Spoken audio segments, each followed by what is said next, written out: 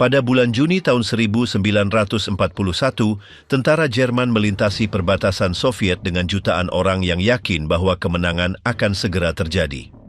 Kemajuan awal sangat dahsyat, tetapi luasnya wilayah, kondisi ekstrim, dan perlawanan yang tak terduga dengan cepat menghilangkan kepercayaan diri itu. Yang terjadi selanjutnya adalah kampanye yang ditandai dengan pertempuran jarak dekat, penyergapan, parit beku, dan kekerasan tanpa henti.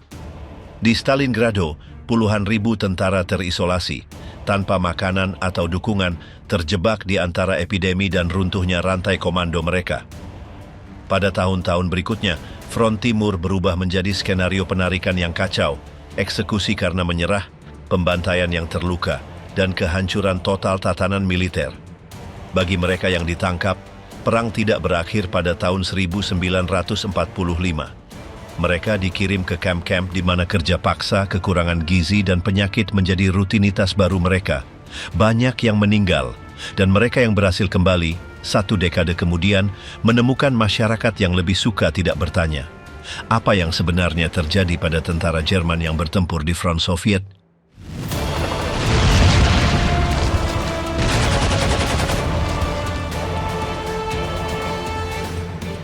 Ambang neraka. Pada awal Januari 1945, pasukan Soviet memulai serangan mereka ke Prusia Timur dengan keunggulan yang jelas dalam jumlah dan sarana. Penyeberangan Vistula terjadi di berbagai titik dan memulai sebuah serangan yang bertujuan untuk mengepung dan membongkar unit-unit Jerman yang dikerahkan di wilayah tersebut. Front membentang dari Laut Baltik hingga Pegunungan Karpatia, dan sejak hari-hari pertama menjadi jelas bahwa Tentara Merah telah menyempurnakan cara operasinya, terobosan cepat, serangan agresif, penghancuran jalur logistik, dan penggunaan artileri secara intensif untuk membuka jalan bagi infanteri dan kendaraan lapis baja. Berita dari wilayah yang sudah diduduki Soviet berbicara tentang eksekusi tanpa pengadilan, hukuman massal, dan serangan terhadap perempuan. Narasi resmi rezim telah bersikeras selama bertahun-tahun tentang bahaya yang ditimbulkan oleh tentara dari timur, tetapi sekarang peringatan itu bergema dalam cerita-cerita mereka yang melarikan diri. Perempuan dengan anak-anak, orang tua, orang tanpa sarana atau persiapan mulai meninggalkan desa-desa ketika mendengar bahwa kolom-kolom Soviet hanya beberapa kilometer jauhnya. Peristiwa yang terjadi di desa-desa seperti Nemersdorf memperkuat kepanikan ini. Kesaksian yang dikumpulkan dari sedikit orang yang berhasil melarikan diri menggambarkan pembunuhan tanpa pandang bulu dan pemerkosaan berganda. Meskipun pihak berwenang mencoba membatasi penyebaran informasi ini, sebagian dari cerita-cerita itu digunakan untuk menuntut perlawanan yang lebih kuat dari penduduk. Namun, banyak yang mengerti bahwa pidato partai tidak bisa berbuat banyak di hadapan kenyataan. Para pejabat partai di berbagai lokasi memilih untuk pergi tanpa pemberitahuan, meninggalkan warga sipil. Unit-unit Jerman yang bertugas menjaga ketertiban atau menutupi barisan belakang juga tidak dapat bertahan lama. Di berbagai zona, kecepatan serangan Soviet menyebabkan banyak tentara terjebak tanpa jalur mundur yang jelas. Kelompok-kelompok pengungsi yang tidak terorganisir dan tidak dilengkapi dengan baik bercampur dengan tentara yang kalah, menciptakan adegan kebingungan total. Laporan-laporan yang sampai ke Komando Militer Jerman menggambarkan front yang runtuh dengan kecepatan tinggi. Divisi-divisi yang seharusnya menahan serangan hanya bertahan beberapa jam. Guderian dan perwira tinggi lainnya mengusulkan untuk memindahkan pasukan dari sektor lain, tetapi Hitler bersikeras untuk mempertahankan titik-titik simbolis. Hal ini menyebabkan banyak kota dan desa dikepung dan direbut tanpa ada pilihan untuk mundur. Di tempat-tempat itu, penduduk terpapar pada apapun yang terjadi selanjutnya. Pasukan Soviet menerapkan manuver yang telah mereka gunakan di Ukraina dan Belarusia. Mereka maju dengan formasi menyebar, mengepung titik-titik kunci, dan menggunakan konsentrasi artileri yang besar untuk menembus pertahanan awal. Dalam beberapa kasus, hanya beberapa jam pertempuran sudah cukup untuk menghancurkan sebuah kota. Korban di antara penduduk sipil berlipat ganda. Saat senja, api dari rumah-rumah menandai jalur tank dan meninggalkan desa-desa yang berubah menjadi puing-puing. Di tempat-tempat itu, mereka yang berhasil bertahan hidup tidak memiliki tempat untuk kembali. Cuaca memperburuk situasi. banyak warga sipil melarikan diri dengan berjalan kaki tanpa pakaian hangat atau makanan yang memadai. Di sisi jalan terlihat mayat anak-anak dan orang tua yang tidak tahan dingin. Beberapa kelompok memutuskan untuk meninggalkan sebagian barang-barang mereka agar bisa berjalan lebih cepat. Di kota-kota seperti Königsberg, ketakutan menjadi kolektif. Toko-toko tutup, dokumen-dokumen resmi dihancurkan, dan mereka yang memiliki jabatan mencari cara untuk melarikan diri. Gagasan bahwa seluruh Prusia Oriental akan jatuh dalam hitungan minggu tidak lagi dianggap sebagai hal yang dilebih-lebihkan. Beberapa otoritas mencoba mengorganisir perlawanan sipil, tetapi dalam banyak kasus, instruksi-instruksi itu diabaikan oleh mereka yang hanya ingin bertahan hidup. Begitulah dimulainya kejatuhan Prusia Oriental, sebuah zona yang telah menjadi jantung ideologis Reich. Desa-desa menghilang dari peta, jalanan dipenuhi mayat, dan gereja-gereja dihancurkan atau diubah menjadi pos militer. Barisan panjang orang-orang yang berjalan ke arah barat hampir tidak bisa memahami apa yang sedang terjadi. Mereka yang berhasil tiba hidup-hidup di wilayah yang lebih aman membawa beban yang tidak mungkin digambarkan, karena apa yang telah mereka saksikan melampaui pengalaman apapun yang pernah dialami sebelumnya. Musuh di gerbang. Pada pertengahan Februari 1945, front timur runtuh dengan cepat.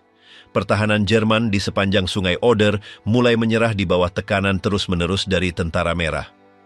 Unit-unit Soviet yang telah bergerak maju dari Vistula tidak hanya mempertahankan laju pergerakan mereka, tetapi sekarang mereka berada kurang dari 70 km dari jantung Reich.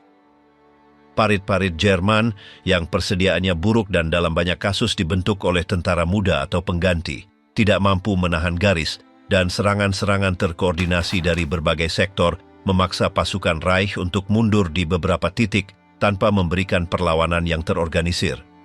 Di Berlin, pihak berwenang tidak lagi berhasil menyembunyikan besarnya ancaman.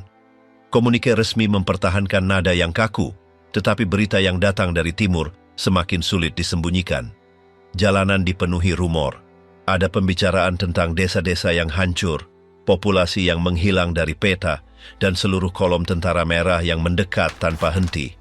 Di stasiun-stasiun kereta api, terlihat kerumunan orang menunggu tanpa tahu apakah mereka bisa keluar. Keluarga-keluarga mulai mengirim anak-anak ke kerabat di barat.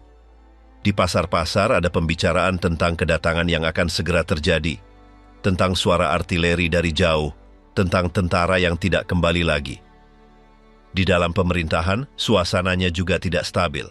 Hitler menolak untuk menerima situasi dan tetap yakin bahwa Soviet telah melemah setelah kemajuan mereka baru-baru ini. Goebbels, yang tinggal di Berlin, bersikeras untuk mempertahankan kendali narasi dan memastikan bahwa rakyat akan melawan seperti di masa lalu. Sementara itu, Himmler mengusulkan solusi yang semakin jauh dari kenyataan, seperti pembentukan unit-unit baru dari mahasiswa, pekerja, atau anggota partai. Keputusan diambil dalam pertemuan yang tegang, di mana para komandan berusaha untuk tidak menentang Hitler, meskipun mereka tahu bahwa situasi di front tidak sesuai dengan laporan optimis yang disajikan kepadanya. Populasi Berlin mulai mengalami tekanan konstan. Alarm udara sering terjadi, tetapi ketakutan tidak lagi berpusat pada pemboman. Kecemasan yang sebenarnya adalah pada apa yang akan datang melalui darat. Orang-orang bersiap untuk pengepungan. Ruang bawah tanah diperkuat, persediaan makanan disimpan, dan rute-rute alternatif dicari jika harus melarikan diri dengan berjalan kaki. Namun, pengepungan itu menutup dengan cepat. Pada pertengahan Maret, unit-unit Soviet telah mencapai titik-titik di sepanjang Oder dari mana mereka dapat memulai serangan terakhir. Penduduk tahu bahwa kota itu tidak lagi memiliki kapasitas pertahanan strategis atau pasukan segar yang cukup. Goebbels mulai menyelenggarakan pertemuan publik dan pidato yang ditujukan untuk mengangkat moral. Dalam salah satunya ia berbicara tentang sejarah Berlin sebagai kota yang tak terkalahkan dan menyerukan penduduknya untuk melawan dari rumah ke rumah. Namun, di balik pidato itu, tersembunyi kekhawatiran yang meningkat. Secara pribadi, Menteri Propaganda itu sendiri mengakui bahwa penduduk tidak lagi menanggapi dengan antusias. Gestapo menerima laporan konstan dari tetangga yang menghindari pembicaraan tentang konflik atau mengkritik keputusan partai. Di banyak rumah tangga, suasananya adalah pasrah yang hening. Di sisi lain, Tentara Merah mengintensifkan persiapan untuk serangan terakhir. Divisi-divisi yang mengepung Berlin dipasok dengan amunisi, bahan bakar, dan bala bantuan. Pengintaian udara dilakukan dan rute-rute masuk ke kota dianalisis. Stalin menginginkan kemenangan yang cepat, simbolis, dan total. Pengambilan ibu kota Reich tidak hanya akan berarti akhir militer rezim, tetapi juga kemenangan ideologis melawan sekutu Barat. Para komandan Soviet tahu bahwa mereka harus merebut kota itu dengan tegas. Perintahnya jelas, meminimalkan waktu pertempuran, menjaga tekanan konstan, dan menutup setiap kemungkinan perlawanan yang terorganisir. Warga sipil Jerman yang terjebak di Berlin sadar bahwa hanya ada sedikit pilihan yang tersisa.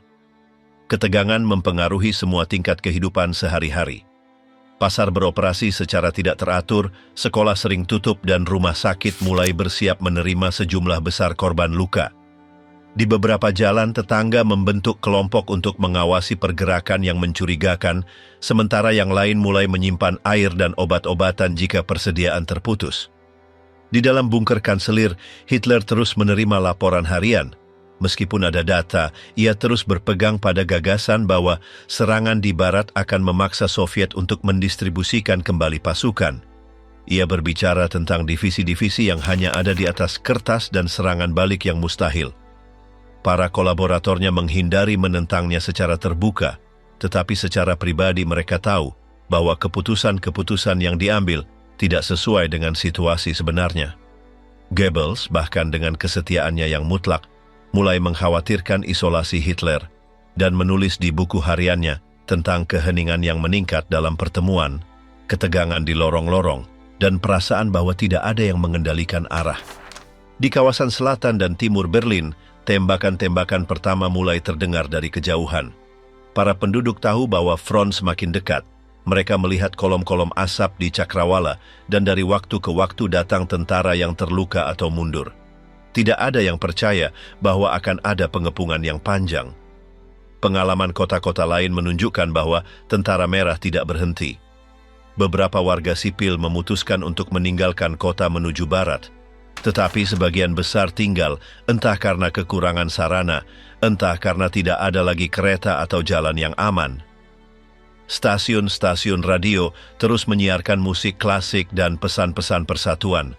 Nadanya menjadi lebih khidmat, lebih mendesak. Dalam buletin resmi, mereka menghindari berbicara langsung tentang pengepungan, tetapi sudah menggunakan istilah seperti perjuangan terakhir, perlawanan total, dan pertahanan heroik. Bahasa itu menunjukkan bahwa bahkan mereka yang bertanggung jawab atas komunikasi tahu apa yang akan terjadi. Seiring berjalannya hari, jalan-jalan mulai kosong. Bangunan-bangunan publik diperkuat dengan karung pasir dan unit-unit pertahanan sipil menerima instruksi baru. Namun, semakin sedikit orang yang percaya pada kemenangan. Sementara itu, di dalam rezim, para komandan tinggi tidak lagi berbagi strategi yang sama. Beberapa masih yakin akan pertahanan total. Yang lain berharap dapat bernegosiasi dengan pihak barat. Tetapi tidak ada yang mengusulkan penyerahan diri segera. Perintahnya jelas, Berlin harus melawan, tidak peduli konsekuensinya. Slogan itu diulang dalam pidato, komunike, dan perintah militer, menyebar seperti gema di antara dinding-dinding sebuah kota yang mulai merasakan bahwa akhir sudah dekat. Silo, pertahanan terakhir sebelum Berlin. Pada pertengahan April 1945, Tentara Merah memulai serangan langsung ke pinggiran Berlin. Kota itu belum menjadi medan perang utama, tetapi daerah-daerah terdekat sudah berada di bawah tembakan. Titik paling strategis dari penempatan itu adalah jembatan Cielo, di mana bentrokan massal pertama antara pasukan Soviet dan sisa-sisa tentara Jerman terkonsentrasi. Medan di area itu, yang penuh dengan dataran, bukit, dan daerah rawa, mempersulit pergerakan pasukan dan kendaraan, dan Jerman yakin bahwa itu akan memungkinkan mereka untuk bertahan selama beberapa hari lagi. Jerman sadar bahwa itu adalah penghalang alami terakhir sebelum mencapai Berlin, mencoba mempertahankan jalur dengan semua unit yang tersedia. Pasukan Wehrmacht Beberapa sisa divisi Panzer dan detasemen SS dikumpulkan untuk mencoba menghentikan pergerakan. Perintahnya jelas, melawan sampai orang terakhir. Para pembela telah memasang posisi di parit-parit darurat, tersembunyi di antara pepohonan dan area yang ditinggikan, di mana medan menawarkan beberapa perlindungan dari tembakan musuh. Banyak dari mereka yang bertempur di sana tahu bahwa mereka tidak akan keluar hidup-hidup. Selama hari-hari pertama serangan, Tentara Merah menggunakan proyektil artileri dan roket secara masif untuk melemahkan garis pertahanan Jerman. Ledakan terus-menerus dan banyak desa di dekatnya hancur total. Divisi-divisi Soviet tidak maju tanpa dukungan lapis baja. Tank T-34 dan kendaraan berat lainnya memimpin barisan, diikuti oleh infanteri yang dikerahkan di sisi-sisinya. Suara mesin dan ledakan terdengar hingga berkilo-kilometer dan langit tertutup oleh asap kebakaran. Jembatan Silo menjadi fokus pertempuran paling intens. Struktur itu telah diperkuat dan dipertahankan oleh unit campuran infanteri dan artileri. Soviet mencoba menyeberanginya dalam beberapa gelombang, tetapi setiap upaya memakan puluhan korban. Para pembela menggunakan peluncur granat, senjata anti-tank, dan bahan peledak improvisasi untuk menghentikan pergerakan. Di beberapa titik, Soviet berhasil merebut posisi di tepi, tetapi dipukul mundur oleh serangan balik yang cepat. Korban di kedua belah pihak meningkat dengan cepat. Secara paralel, pertempuran meluas ke titik-titik akses lain ke Berlin. Di pinggiran timur dan tenggara, kelompok-kelompok tempur Jerman mencoba menahan divisi-divisi Soviet yang menyebar di sepanjang jalan pedesaan. Beberapa unit Jerman membuat penyergapan improvisasi dari hutan atau bangunan kosong, menggunakan keuntungan medan untuk memperlambat pergerakan. Tetapi jumlah tentara Soviet sangat luar biasa dan kekuatan tembakan mereka konstan. Rumah-rumah dengan cepat diduduki dan digunakan sebagai titik tembak, sementara jalanan dipenuhi dengan puing-puing kendaraan yang hancur. Perintah-perintah Soviet adalah untuk maju tanpa henti. Komando tinggi memprioritaskan kecepatan daripada penghematan sumber daya, dan itu berarti serangan frontal tanpa manuver pengepungan. Setiap persimpangan jalan, setiap desa kecil diubah menjadi titik pertempuran. Sebagian besar penduduk sipil telah dievakuasi, tetapi beberapa orang tetap bersembunyi di ruang bawah tanah. Di beberapa zona, pertempuran berlangsung berjam-jam sampai tentara Jerman mundur atau dimusnahkan sepenuhnya. Jembatan Silo akhirnya dilampaui. Pasukan Soviet berhasil mendirikan koridor setelah menghancurkan sebagian pertahanan dan mengepung sisi kanan. Setelah posisi diambil, lebih banyak kendaraan dan bala bantuan mulai masuk dari timur. Front Jerman runtuh di area itu dan pasukan yang selamat mulai mundur ke dalam Berlin. Pada titik itu, kota sudah terlihat dari beberapa bukit dan para komandan Soviet tahu bahwa langkah selanjutnya adalah bertempur di dalam area perkotaan. Meskipun telah kehilangan Silo, beberapa kelompok Jerman masih aktif di rute akses lain. Jalan-jalan menuju utara dan barat daya juga menjadi lokasi bentrokan. Dalam beberapa kasus, itu adalah bentrokan singkat, di mana tentara Jerman menembak dari posisi tersembunyi dan kemudian mundur. Beberapa tank Jerman menyerang secara mendadak dari balik pepohonan, berhasil menghancurkan kendaraan musuh sebelum dinetralisir. Tindakan perlawanan ini tidak mengubah jalannya pertempuran, tetapi menunda pergerakan Soviet beberapa jam. Di zona pedesaan terdekat, situasinya juga kacau. Pasukan yang tidak terorganisir mencoba untuk berkumpul kembali sementara menerima perintah yang bertentangan. Beberapa komandan lapangan sudah tewas dan penggantinya tidak memiliki pengalaman. Moral unit-unit Jerman tidak stabil. Mereka tahu bahwa mereka membela tujuan yang hilang, tetapi ketakutan untuk menyerah atau dieksekusi oleh atasan mereka sendiri mencegah desersi massal. Hanya beberapa kelompok kecil yang berhasil melarikan diri dengan kendaraan darurat atau berjalan kaki, memanfaatkan kebingungan saat itu. Medan masih menjadi hambatan tambahan. Hujan musim semi telah membasahi ladang, menyulitkan pergerakan tank dan artileri. Namun Soviet menyesuaikan rute mereka untuk menghindari titik-titik yang paling tergenang air dan maju melalui jalur-jalur samping di mana tidak ada perlawanan yang diharapkan. Ini menciptakan celah dalam pertahanan Jerman yang dengan cepat dimanfaatkan untuk membuka celah-celah baru. Dalam beberapa hari, pertempuran telah bergeser dari zona terbuka ke jalan-jalan pinggiran Berlin yang pertama. Pengepungan atas Berlin menutup dari sisi-sisinya.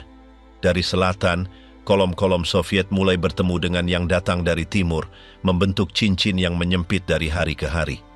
Para komandan Jerman mencoba menata ulang posisi mereka, tetapi setiap upaya diinterupsi oleh pemboman atau serangan baru. Pertempuran tidak lagi terjadi hanya di pinggiran kota, tetapi mulai memasuki jantung kota. Sejak saat itu, setiap blok akan menjadi medan perang yang baru. Reruntuhan hidup neraka sipil Berlin. Saat tembakan dan ledakan semakin dekat ke jantung ibu kota, para penduduk yang tersisa di dalam Berlin berusaha bertahan hidup di tengah kota yang sudah tidak berfungsi. Jalan-jalan dipenuhi puing-puing, jendela yang pecah, dan sisa-sisa kendaraan yang ditinggalkan. Tram telah berhenti beroperasi, air ledeng nyaris tidak mengalir ke beberapa titik, dan lampu listrik hanya berkedip sesaat sebelum menghilang sepenuhnya.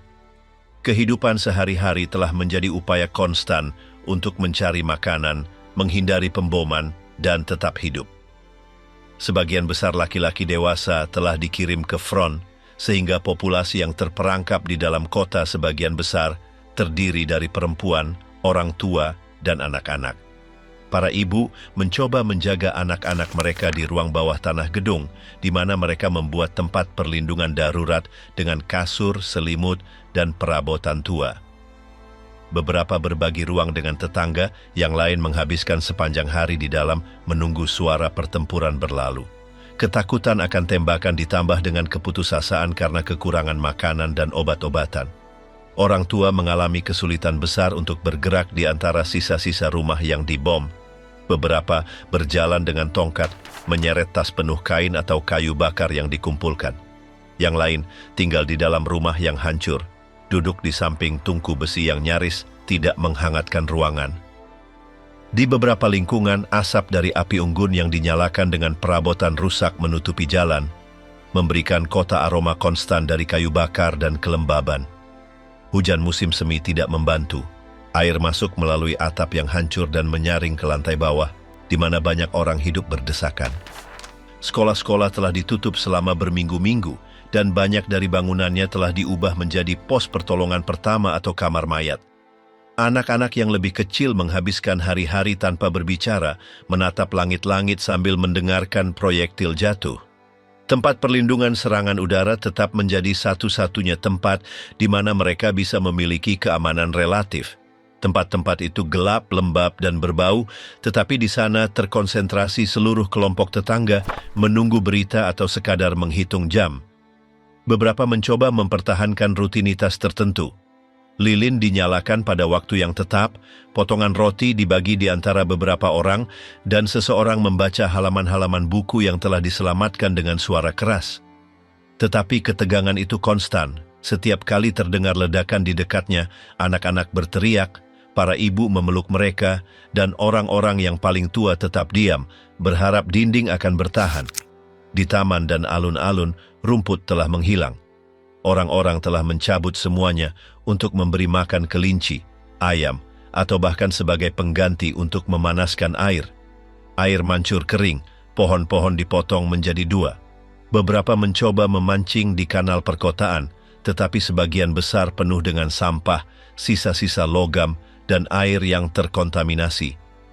Namun, kebutuhan mendorong banyak orang untuk keluar dari tempat perlindungan, bahkan jika hanya untuk beberapa menit.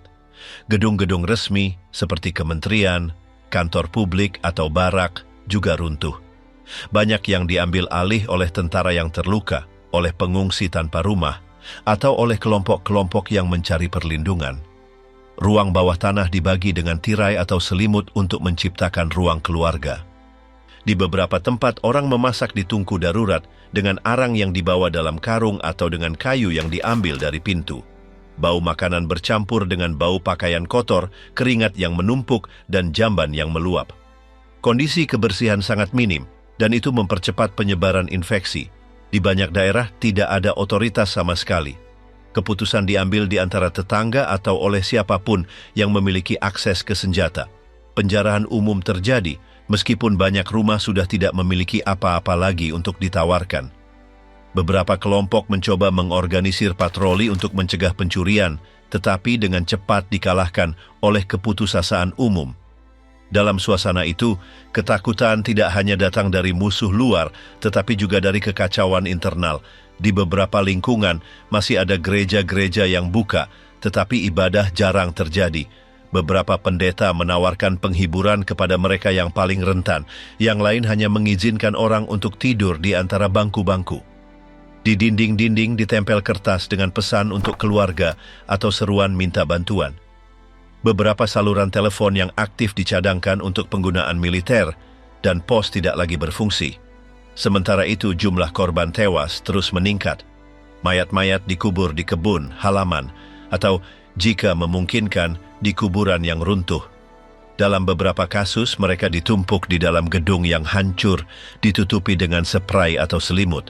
Petugas sanitasi mencoba menandai mereka dengan nama yang ditulis di karton, tetapi angin, hujan, atau tikus akhirnya menyeret semuanya. Keluarga-keluarga mencoba mempertahankan martabat minimal, tetapi situasinya telah melampaui norma apapun. Keheningan di antara ledakan adalah hal yang paling mengganggu. Pada saat-saat itu, orang-orang mendengar pikiran mereka sendiri, tangisan seorang anak, atau napas terputus-putus seseorang yang sekarat. Kota itu telah menjadi campuran reruntuhan, asap, kelaparan, dan ketakutan, dan setiap hari yang berlalu tampak menjadi yang terakhir bagi banyak penduduknya. Meskipun demikian, di tengah kehancuran itu, masih ada isyarat bantuan, solidaritas, dan perlawanan yang hening, meskipun tidak ada yang tahu berapa lama lagi hal itu bisa bertahan. Perlawanan SS di Wilhelmstrasse. Pertempuran di dalam ibu kota Jerman mengambil ritme yang berbeda mulai dari 26 April. Unit-unit tentara merah dibagi menjadi kelompok-kelompok penyerang kecil, bergerak maju melalui jalan-jalan sempit, melewati barikade darurat, reruntuhan yang berasap, dan terowongan yang penuh dengan pejuang yang bersembunyi di bawah tanah. Berbeda dengan bentrokan di pinggiran kota, di sini pertempuran terjadi pada jarak yang sangat dekat. Granat tangan, pelontar api, dan tembakan melalui dinding yang dilubangi lebih sering terjadi daripada serangan di area terbuka. Metro Berlin, yang diubah menjadi jalur pergerakan, menjadi salah satu skenario kunci. Beberapa stasiun, seperti Stadtmitte dan Friedrichstraße, berfungsi sebagai titik pertemuan untuk kompi-kompi terakhir Volkssturm. Formasi pertahanan teritorial ini, yang terdiri dari orang tua, remaja, dan pegawai negeri, telah dilemparkan ke front tanpa pengalaman atau pelatihan yang memadai. Dalam praktiknya, mereka nyaris tidak berhasil mempertahankan posisi sebelum dilibas oleh dorongan Soviet. Pasukan Soviet juga menggunakan terowongan metro sebagai rute untuk mengapit. Dalam beberapa kasus, mereka muncul tiba-tiba di dalam gedung-gedung administrasi atau alun-alun di dekat pusat kota. Hal ini memungkinkan mereka untuk mengepung beberapa kantong perlawanan tanpa harus berjuang dari jalan ke jalan. Taktik ini membingungkan beberapa kelompok SS yang masih menawarkan perlawanan di zona pemerintahan. Mereka bertempur dari ruang bawah tanah, tempat perlindungan, dan gedung-gedung yang setengah hancur, bertekad untuk menunda masuknya definitif ke pusat kekuasaan. Salah satu titik paling simbolis adalah serangan ke Reichstag. Meskipun gedung itu praktis kosong dan rusak akibat pemboman sebelumnya, itu merupakan trofi politik dan moral. Beberapa kompi tentara merah didampingi oleh juru kamera dan petugas propaganda berpartisipasi dalam pendudukannya. Gambar-gambar tentara yang menaikkan bendera di puncak gedung menandai akhir visual dari Reich ketiga. Di bagian dalam, kondisinya mengerikan. Kegelapan total, koridor dengan mayat, dan pertempuran hanya beberapa meter jauhnya. Beberapa bagian terbakar, yang lain tergenang air limbah dari sistem drainase yang hancur. Perjuangan di pusat kota meluas ke gedung-gedung terdekat, termasuk kementerian, kantor polisi, dan markas partai. Di banyak dari mereka, pertahanan berada di tangan kelompok-kelompok kecil yang bertempur tanpa koordinasi. Tekanan Soviet meningkat setiap jam dengan serangan-serangan yang disinkronkan dari berbagai front. Korban sangat tinggi di kedua belah pihak. Dilaporkan pertempuran di dalam tangga, halaman dalam, dan kantor dengan penggunaan bahan peledak secara konstan untuk membuka jalan melalui dinding dan langit-langit. Volkssturm di hari-hari terakhir ini hampir sepenuhnya hancur. Anggota-anggotanya tanpa senjata berat atau dukungan logistik menghadapi tank T-34 dan peluncur roket tanpa kemungkinan untuk bertahan. Banyak yang tewas tanpa sempat menembak, terjebak di antara perintah-perintah yang tidak masuk akal dan situasi yang sudah di luar kendali. Para penyintas mundur ke bawah tanah, menyamar, atau mencoba menyerah secara individual. Beberapa kelompok langsung dieksekusi oleh Soviet setelah ditangkap dalam seragam. SS di sisi lain melawan dengan campuran disiplin fanatik dan keputusasaan. Beberapa detasemen menggunakan koneksi antara ruang bawah tanah untuk menyerang tentara musuh secara mendadak. Yang lain mengubah gedung-gedung publik menjadi benteng darurat. Zona Wilhelmstrasse khususnya menjadi titik pertempuran yang intens karena di sana terdapat beberapa bunker komando tinggi. Jam-jam terakhir hari 29 dan pagi hari tanggal 30 ditandai oleh ledakan-ledakan tanpa henti, tembakan dari jarak dekat, dan kolom-kolom asap yang menutupi langit kota. Pada 30 April, ketika pasukan Soviet sudah menguasai sebagian besar area perkotaan, mereka menemukan kantong-kantong perlawanan terisolasi di gedung-gedung yang terbakar atau runtuh. Dalam beberapa kasus, para pembela lebih memilih mati di bawah puing-puing daripada menyerah. Pertempuran untuk Berlin mendekati akhirnya, dan pusat kota hanyalah bayangan di antara reruntuhan dan abu. Bunker, adegan terakhir kekuasaan Nazi. Pada hari-hari terakhir April, ruang bawah tanah di bawah kanselir menjadi titik akhir kekuasaan Nazi. Di sana, antara 20 dan 30 April, Adolf Hitler tinggal bersama kolaborator terdekatnya, sementara pasukan Soviet mengepung Berlin sepenuhnya. Komunikasi menjadi tidak teratur, dan di dalam bunker terasa ketegangan yang konstan. Berita yang datang dari luar mengkonfirmasi bahwa kejatuhan sudah dekat. Hitler menghabiskan sebagian besar waktunya di ruang peta atau di kantor pribadinya. Dalam pertemuan terakhirnya, ia menerima laporan dari komandan yang masih mempertahankan otonomi tertentu di front, meskipun sebagian besar sudah terisolasi atau mundur. Eva Braun tetap bersamanya.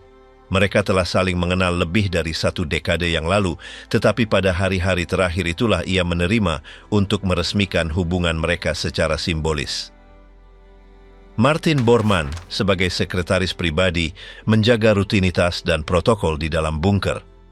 Bersamanya, Joseph Goebbels, istrinya Magda, juru ketik Traudl Junge, dan karyawan lain dari lingkaran kepercayaan mengetahui keputusan-keputusan paling penting. Pembicaraan berkisar pada penyerahan diri, pelarian, atau perlawanan terakhir, tetapi Hitler menolak negosiasi apapun. Pada 29 April, ia menyusun dokumen yang menggabungkan instruksi politik dan pernyataan tentang visinya terhadap konflik. Tulisan ini didiktekan dengan presisi dan diberikan kepada beberapa utusan yang mencoba menyeberangi garis musuh. Sementara itu, di dalam bunker bawah tanah mereka bersiap untuk apa yang akan datang.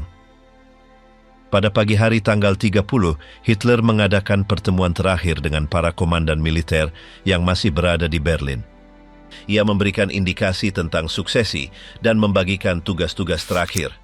Pada hari yang sama, ia mengunci diri di kamar pribadinya bersama Eva Braun. Tidak lama kemudian, beberapa saksi menceritakan bahwa tubuh mereka ditemukan bersama dan dipindahkan ke Taman Kanselir, di mana mereka dikremasi atas perintah tegas. Berita itu segera menyebar di antara mereka yang hadir. Beberapa mencoba melarikan diri, yang lain tetap tinggal menunggu masuknya Soviet. Bormann mengambil tindakan untuk memastikan bahwa kertas dan barang-barang pribadi Führer dihancurkan. Goebbels dan istrinya memilih untuk tinggal bersama anak-anak mereka, mengetahui apa yang akan terjadi keesokan harinya. Suasana di dalam bunker menjadi hening dan menindas. Bertahun-tahun kemudian, Junge akan mengenang campuran rutinitas mekanis dan antisipasi yang tertahan. Tidak ada yang berbicara lebih dari yang diperlukan. Lampu-lampu terus menyala, tetapi dunia luar sudah tidak ada lagi bagi mereka. Dengan hilangnya Hitler, pusat komando rezim berakhir. Yang tersisa hanyalah sisa-sisa kekuasaan yang runtuh, yang hanya ditopang oleh figur-figur simbolis. Keputusan menjadi otomatis, dan penantian akan serbuan Soviet menandai jam-jam terakhir kelompok yang tetap berada di bawah sana. Upaya Laksamana Dönitz untuk menghindari penangkapan Soviet.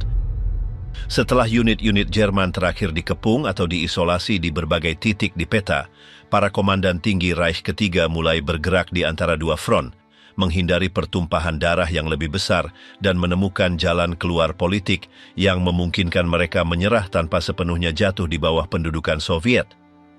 Laksamana Dönitz, yang telah ditunjuk sebagai penerus oleh Hitler sesaat sebelum kematiannya, mencoba menjalin kontak langsung dengan Amerika dan Inggris, berharap untuk kapitulasi selektif yang akan mengecualikan Soviet. Tetapi rencana itu, yang nyaris tidak tersirat dalam pesan-pesan mendesak, gagal sejak awal.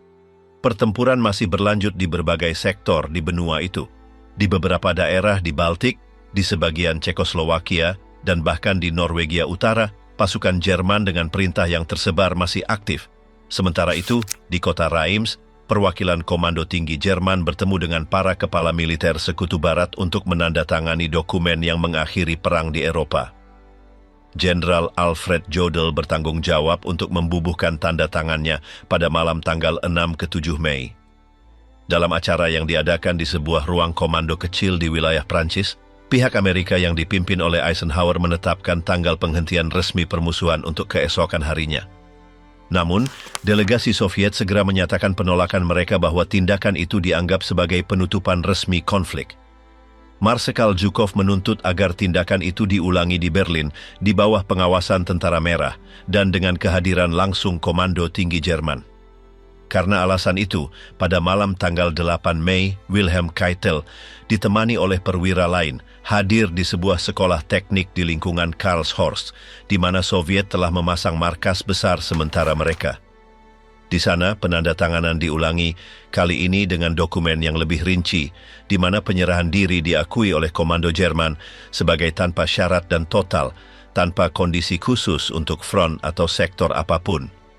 Dua tindakan penyerahan diri, pertama di Reims dan kemudian di Berlin, menandai penutupan formal konflik di Eropa, meskipun masih ada episode yang tersebar di hari-hari berikutnya.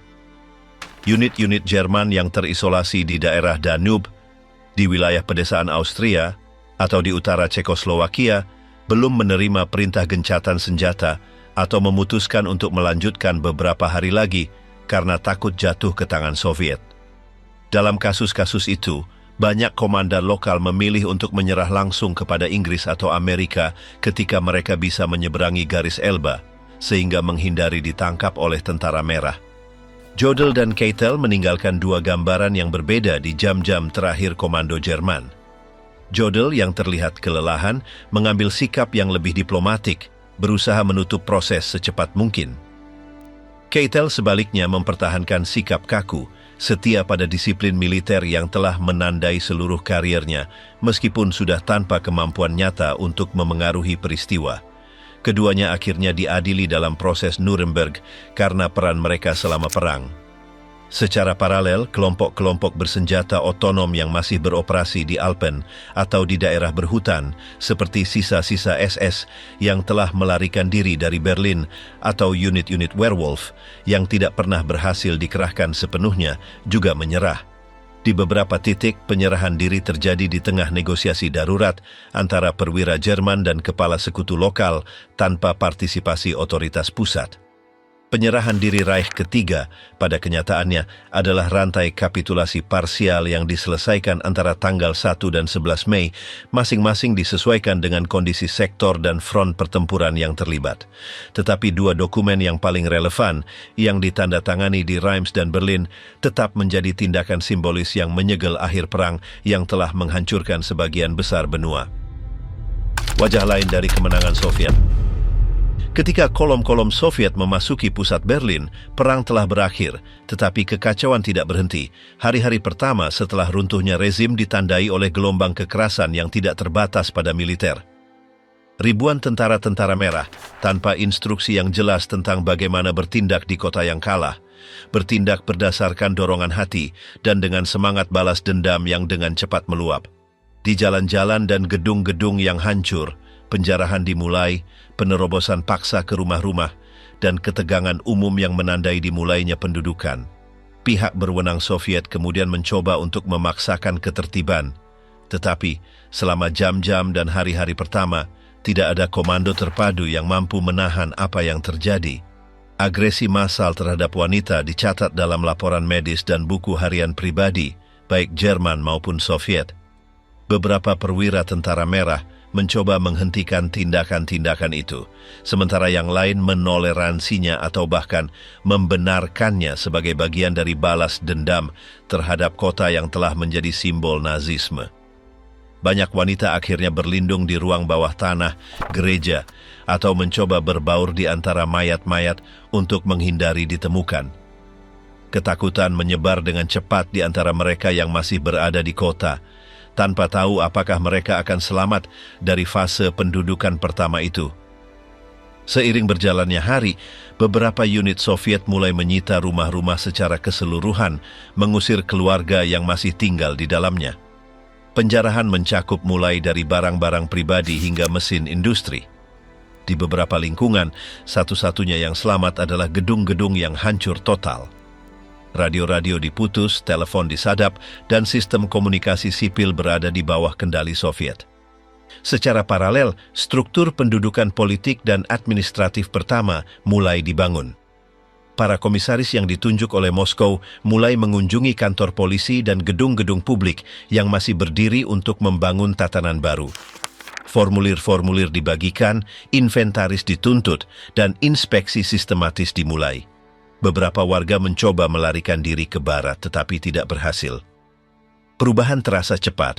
Dalam hitungan hari, sekolah-sekolah yang ditutup diinspeksi oleh perwira politik, percetakan diawasi oleh delegasi Soviet, dan gedung-gedung bekas partai Nazi ditugaskan ke struktur kendali yang baru. Bendera dengan palu dan arit berkibar di atas beberapa titik kunci kota, sementara patroli gabungan berkeliling di zona yang ditetapkan per sektor. Zona-zona administrasi Soviet ditandai dengan jelas dan dijaga, dan setiap upaya untuk menyeberang ke sektor barat dihukum dengan penahanan segera. Banyak warga Berlin mencoba beradaptasi dengan kehadiran baru itu dengan gestur kepatuhan, menyerahkan dokumen, membersihkan jalanan, atau berkolaborasi dengan sensus darurat pertama. Yang lain mengunci diri selama berhari-hari tanpa kontak dengan siapapun, takut dikenali oleh tetangga lama atau dikhianati karena kepemilikan yang terkait dengan rezim sebelumnya. Anak-anak dan orang tua adalah satu-satunya yang masih bisa bergerak tanpa banyak tekanan, meskipun mereka juga ditandai oleh suasana ketegangan yang terasa di setiap jalan. Pusat-pusat keagamaan, meskipun bukan target langsung pada hari-hari itu, menjadi tempat perlindungan bagi ratusan orang. Beberapa pendeta menawarkan perlindungan atau membantu menengahi dengan perwira Soviet yang tidak berbicara bahasa Jerman.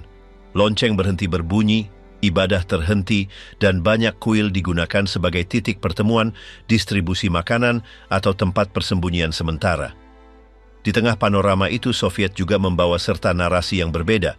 Pamflet, pengeras suara, dan pidato di alun-alun menyajikan tentara merah sebagai pembebas.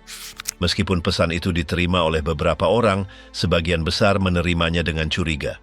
Kontras antara pidato resmi dan apa yang terjadi di jalanan terlalu jelas.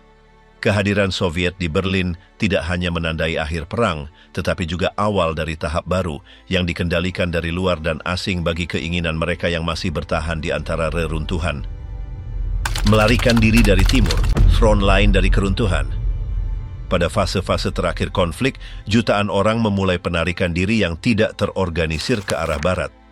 Itu bukan pelarian yang terencana, melainkan pelarian yang putus asa di hadapan pergerakan pasukan Soviet yang akan datang. Keluarga-keluarga lengkap membawa sedikit yang bisa mereka seret, memenuhi jalan pedesaan, jalan tanpa aspal, dan jalur kereta api yang runtuh.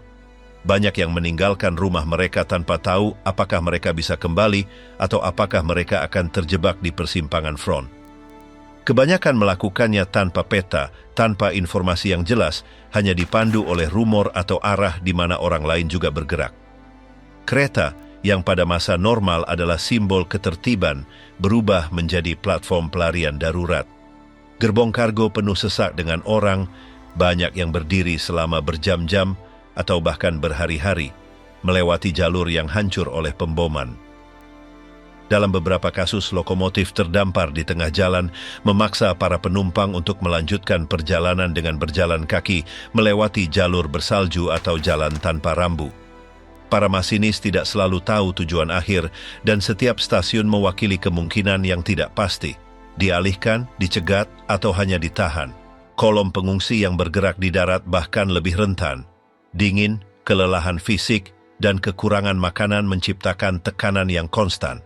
Gerobak yang ditarik kuda, sepeda yang dimuati, gerobak dorong, dan bahkan kereta luncur darurat bercampur dengan kereta militer yang ditinggalkan dan sisa-sisa kendaraan yang hancur.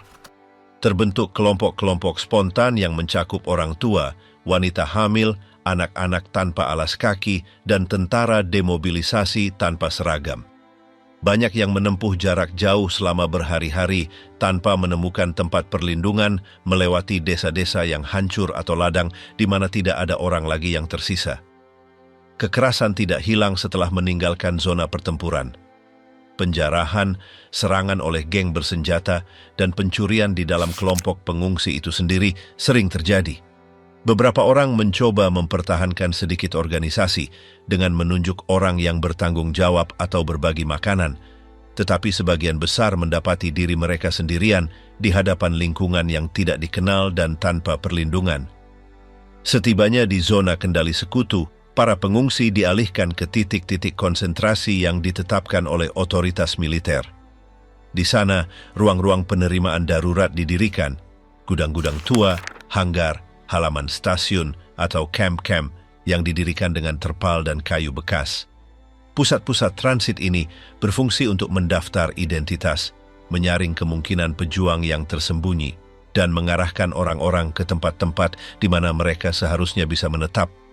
Dalam praktiknya, banyak yang menghabiskan berminggu-minggu atau berbulan-bulan di fasilitas-fasilitas itu tanpa menerima jawaban konkret.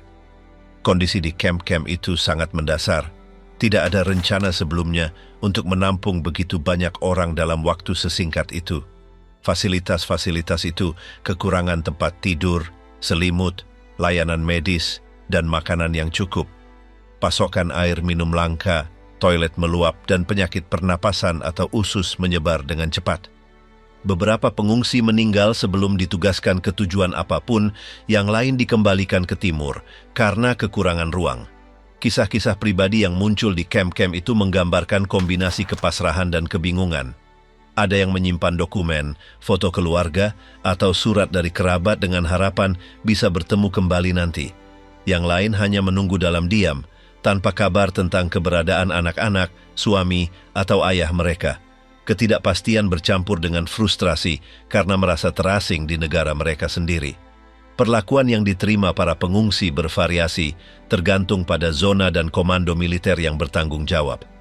Di beberapa sektor, otoritas sekutu mencoba mengoordinasikan upaya dengan organisasi kemanusiaan, tetapi sumber daya terbatas. Di tempat lain, para pendatang baru dianggap sebagai beban administratif atau bahkan ancaman potensial, terutama jika mereka tidak dapat membuktikan asal-usul atau aktivitas mereka selama konflik. Seiring berjalannya minggu, jalur-jalur permukiman kembali mulai ditentukan. Beberapa dipindahkan ke desa-desa yang setengah hancur untuk memulai tugas pembersihan dan rekonstruksi. Yang lain dikirim ke daerah pedesaan di mana tenaga kerja pertanian dibutuhkan.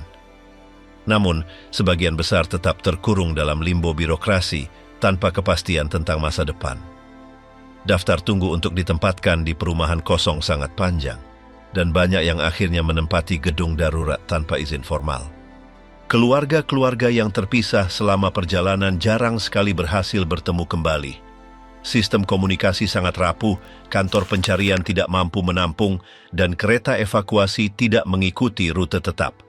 Poster tulisan tangan, catatan yang ditinggalkan di stasiun, atau pesan yang ditempel di dinding gereja adalah satu-satunya cara untuk mencoba menemukan orang yang dicintai. Perpindahan massal ini meninggalkan bekas yang mendalam pada masyarakat Jerman pasca perang.